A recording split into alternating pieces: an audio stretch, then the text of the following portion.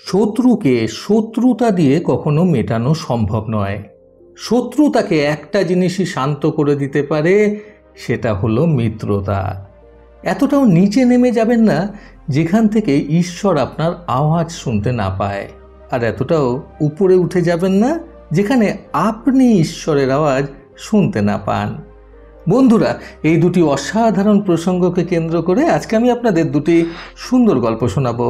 চ্যানেলে নতুন হলে সাবস্ক্রাইব করতে ভুলবেন না এবং অবশ্যই গল্প দুটি ভালো লাগলে একটা লাইক আশা করব। শুরু করছি আজকের প্রথম গল্প। আজ মহাত্মা বুদ্ধের শিষ্য পূর্ণকাশ্যপের একটা গল্প শোনাব। বৌদ্ধকালে মহাত্মা বুদ্ধের এক প্রসিদ্ধ শিষ্য পূর্ণকাশ্যপ, যিনি বুদ্ধের মতোই মোক্ষ লাভ করেছিলেন। অনেকে ওনাকে বুদ্ধের আয়না বলে চিহ্নিত করত। ওনার কার্যকলাপ বিচার ছিল সম্পূর্ণ বুদ্ধের মতোই। যেহেতু উনি পূর্ণতা লাভ করেছিলেন, তাই ওনাকে পূর্ণকাশ্যপ বলা হতো। যখন মহাত্মার সম্পূর্ণ বিশ্বাস হয়ে যায় যে কোনো কিছুই একে সমস্যায় ফেলতে পারবে না, তখন একদিন বুদ্ধ পূর্ণকাশ্যপকে বলেন, এখন থেকে তোমায় আমার সাথে বিভিন্ন স্থানে যাওয়ার কোনো দরকার নেই। এখন তোমার কাছে পর্যাপ্ত জ্ঞান আছে। এখন তোমার কোনো বুদ্ধের প্রয়োজন নেই।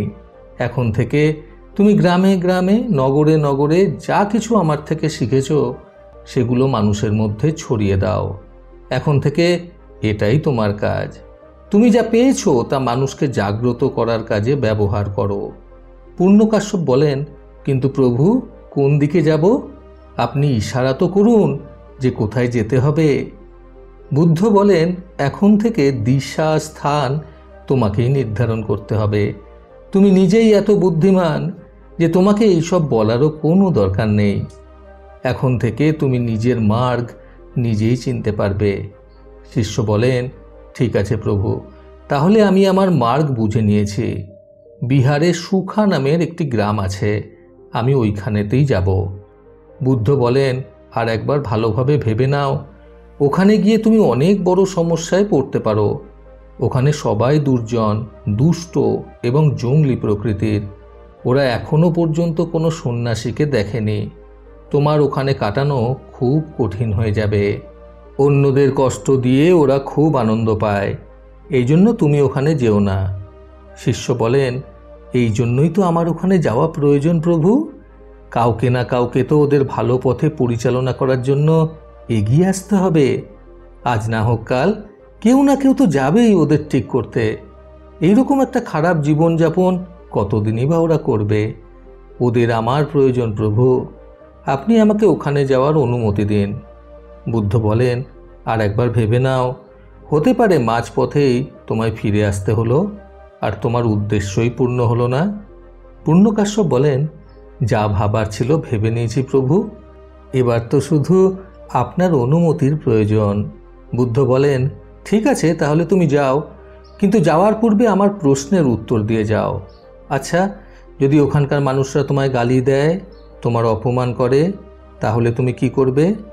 তোমার মনে কি বিচার আসবে? শিষ্য বলেন, প্রভু, এই প্রশ্ন আপনি আমায় করছেন। আপনি তো জানেনই, কেউ যদি আমায় গালি দেয়, আমায় অপমান করে, তাহলে আমার মনে প্রসন্নতার ভাব উৎপন্ন হবে এটা ভেবে যে এরা কত ভালো মানুষ, শুধু গালি দিচ্ছে, আমাকে আঘাত করছে না তো। এরা তো চাইলে আমাকে আঘাতও করতে পারত। বুদ্ধ বলেন, ঠিক আছে, কিন্তু ধরে নাও যদি ওরা তোমায় আঘাত করতে শুরু করে, তাহলে? ওরা জঙ্গলি, ওরা চাইলে তোমায় মারতেও পারে। তাহলে তোমার মনে কীরকম বিচার আসবে? শিষ্য বলেন, তাহলে আমি এইটা ভেবে খুশি হব যে ওরা খুব ভালো মানুষ। ওরা চাইলে তো আমায় প্রাণে মেরে ফেলতে পারত, কিন্তু সেই রকম না করে ওরা শুধু আমায় আঘাত করছে। বুদ্ধ বলেন, কিন্তু ওরা যদি সত্যি সত্যি তোমায় প্রাণে মেরে ফেলে, তখন মৃত্যুর সামনে তোমার মনে কি বিচার আসবে? পূর্ণকাশ্যপ বলেন, প্রভু, এই অবস্থায় আমার মনে এটা আসবে যে আমি কত ভাগ্যশালী যে এই ভালো মানুষরা আমাকে এই জীবন থেকে মুক্ত করে দিল, যেখানে আরও অনেক ভুল হতে পারত। এই কথা শুনে মহাত্মা বুদ্ধ বলেন, এবার তুমি যেখানে যেতে চাও যেতে পারো। এখন থেকে কেউ তোমার কোনো ক্ষতি করতে পারবে না।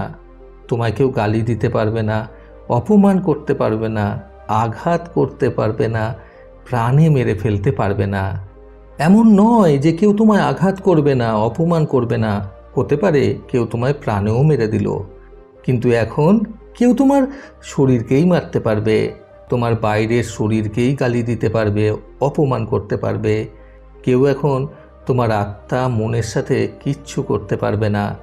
সম্পূর্ণ খেলা এই মনেরই। যেরকমটি আমরা এই পৃথিবীকে দেখি, মনকে মানুষ কখনো মুক্ত করতে পারে না। মনকে শিকল দিয়ে বেঁধেই রাখে, আর মনকে বেঁধে রাখার এই শিকলের নাম শত্রুতা। যার শত্রুর সংখ্যা যত বেশি, তার মন ততটাই আবদ্ধ। শত্রুকে ক্ষমা করে দেওয়ার মাধ্যমেই এই বন্ধন থেকে মুক্ত হওয়া যেতে পারে। মনকে যত উন্মুক্ত রাখতে পারবে, জীবনকে ততটাই সুন্দর দেখতে লাগবে। জীবিত অবস্থায় যদি স্বর্গ দেখতে হয়, তাহলে মনের মধ্যে শত্রুর জন্য প্রসন্নতার বিচার আনতে হবে। জীবনে যত বেশি মানুষের সঙ্গে মিত্রতা হয়, জীবন তত বেশি স্বর্গের মতো দেখতে লাগে। প্রকৃত অর্থে স্বর্গ নরক বলে কিছুই হয় না, এটা মনের দুটি বিচার। শত্রুতার মধ্যে বাঁচাকেই নরক বলে, আর মিত্রতার মধ্যে বাঁচাকে স্বর্গ। যখন কেউ সম্পূর্ণ জগৎকে মিত্রতার চোখে দেখে, তার অর্থ এই নয় যে সারা জগৎ তাকেও বন্ধু ভাবছে। অন্যরা কি ভাবছে সেটা না ভেবে নিজে কি ভাবছে, নিজের মনে কি বিচার আসছে, সেটাই গুরুত্বপূর্ণ। এইভাবে সকলকে মিত্র ভাবলে মন থেকে মানুষের আর কোনো শত্রু থাকে না। মানুষের মনে এই বিচার থাকলে কেউ তাকে কখনো হতাশ করতে পারবে না, তাকে আঘাত করতে পারবে না। বন্ধুরা, জীবনকে সঠিকভাবে বুঝতে আজকের এই প্রথম গল্প থেকে শিক্ষণীয় 3টি কথা সর্বদা মনে রাখুন। প্রথমত, এটা ভেবো না কে কখন কোথায় কেন বদলে গেল, শুধু ভেবো ও কি দিয়ে গেল আর কি শিখিয়ে গেল। দ্বিতীয়ত, জীবনকে এক লম্বা যাত্রাপথ মনে করে এগিয়ে যাও। তোমার উদ্দেশ্য ঠিক থাকলে একদিন সঠিক পথের সন্ধান পাবেই। তৃতীয়ত, যদি কেউ কোনোদিন তোমায় ছোট করতে চায়, ভেবে নিও তুমি তাদের চেয়ে অনেক উপরে আছো। চলে আসছি আজকের দ্বিতীয় গল্পে। এক আস্তাবলের মালিকের গল্প শোনাবো। একটা সময় তার কাছে অনেক ঘোড়া ছিল। আস্তাবল ভরা ছিল ঘোড়ায়। সময়ের সাথে সাথে সেই আস্তাবলে ঘোড়ার সংখ্যা কমতে শুরু করে। কিছু ঘোড়া সেই মালিক বিক্রি করে দেন, কিছু ঘোড়া মারা যায়। এখন সেই মালিক বৃদ্ধ। সেই আস্তাবলে এখন আর মাত্র 2টি ঘোড়া পড়ে আছে। সময় খুব একটা ভালো যাচ্ছিল না সেই ব্যক্তির। তার এক ছেলে ছিল, কিন্তু নিজের ছেলের ওপর কখনো তিনি বিশ্বাস করতে পারতেন না। তিনি সর্বদা ভাবতেন, ছেলের হাতে এই আস্তাবল ছেড়ে দিলে এই 2টো ঘোড়াও যদি আর না থাকে, আস্তাবল যদি শূন্য হয়ে যায়, তাহলে কি হবে? বন্ধুরা, জীবনে মাঝে মাঝে খারাপ সময়ের মধ্যে আরও খারাপ সময় চলে আসে। সেই ব্যক্তির 2টি ঘোড়ার মধ্যে একটি ঘোড়ার চোখের দৃষ্টি চলে যায়। জীবনের সঞ্চিত অর্থ দিয়ে নিজেদের ধীরে ধীরে চলে গেলেও সেই ঘোড়া দুটোর খরচ বহন করা ছিল এক প্রকার দুঃসাধ্য ব্যাপার। তাই সকালেই সেই ঘোড়া দুটোকে ছেড়ে দেওয়া হতো, সন্ধ্যার সময় তারা নিজেদের আস্তাবলে ফিরে আসতো। একটি ঘোড়ার চোখের দৃষ্টি চলে যাওয়ায় ক্রমে বেশ সমস্যার সৃষ্টি হয়। 2টি ঘোড়া একসাথে বেরিয়ে পড়লেও ফেরার সময় একটি ঘোড়া ঠিকঠাক ফিরত, আর অন্যটি যে এক প্রকার অন্ধ হয়ে গিয়েছিল, প্রায়শই সে রাস্তা ভুলে অন্য স্থানে চলে যেত। সেই ব্যক্তিকে প্রতিদিন সেই ঘোড়াটিকে খুঁজে আস্তাবলে আনতে হতো। এক প্রকার মানসিক অশান্তির মধ্যে চলছিল তার জীবন। নিজের বাবাকে এই প্রকার হতাশ দেখে একদিন ছেলে প্রশ্ন করে, কি হয়েছে বাবা, তুমি সর্বদা মন মরা হয়ে থাকো কেন? সেই ব্যক্তি ছেলেকে অন্ধ ঘোড়াটিকে নিয়ে সমস্যার ব্যাপারে জানান। ছেলে বলে, বাবা তুমি একটা কাজ করো, যে ঘোড়াটি দেখতে পায় তার গলায় একটা ঘণ্টা বেঁধে দাও। এরা দুজন একসাথে থাকে, একে অপরকে ভালোভাবে চেনে। সেই ঘণ্টার আওয়াজ শুনে সেই অন্ধ ঘোড়াটিও তার পিছু নিতে নিতে ঠিকঠাক চলে আসবে, সে আর হারাবে না। সবই অভ্যাসের ব্যাপার। তুমি চেষ্টা করে দেখতে পারো। আমার মনে হয় এতে তোমার সমস্যার সমাধান হবে। সেই ব্যক্তিটি ভাবতে থাকেন, সত্যি তো, সুন্দর উপায়, কিন্তু এই উপায় আমার মাথায় এলো না কেন? পরিকল্পনা অনুযায়ী ভালো ঘোড়াটির গলায় একটা ঘণ্টা বেঁধে দেওয়া হয়। তারপর থেকে একটা সুন্দর ব্যাপার লক্ষ্য করা যায়। অন্ধ ঘোড়াটিকে সেই ভালো ঘোড়াটি যেন গাইড দিয়ে নিয়ে যেত এবং বারবার পিছন ঘুরে দেখত পিছনে তার সঙ্গী আছে কিনা। ঘণ্টার আওয়াজ শুনে সত্যি সত্যি সেই অন্ধ ঘোড়াটি সর্বদা ভালো ঘোড়াটিকে ফলো করতে থাকে। সেই ব্যক্তি তার ছেলেকে ডেকে বলেন, তুমি এখন সম্পূর্ণ তৈরি এবং আমার বিশ্বাস তুমি এই ব্যবসাকে সামাল দিতে পারবে। আমি যখন এই আস্তাবলের দায়িত্বে আসি তখন আমার কাছে অনেক ঘোড়া ছিল। এখন এটা তোমার দায়িত্ব কিভাবে এই ফাঁকা আস্তাবলকে পুনরায় ঘোড়া দিয়ে ভরিয়ে দেবে।